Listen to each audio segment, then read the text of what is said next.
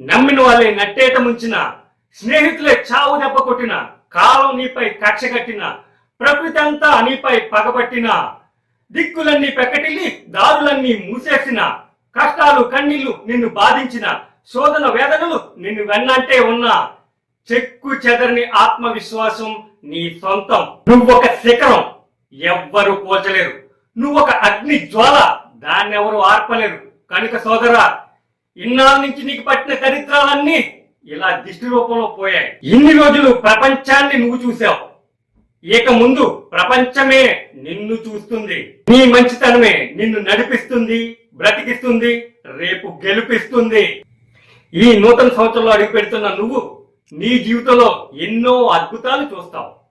తమ్ముడు రవిచంద్రకు హృదయపూర్వక జన్మదిన శుభాకాంక్షలు తెలియజేస్తూ ప్రేమతో మీ అన్నయ్య స్టైల్ కింగ్ రాజా.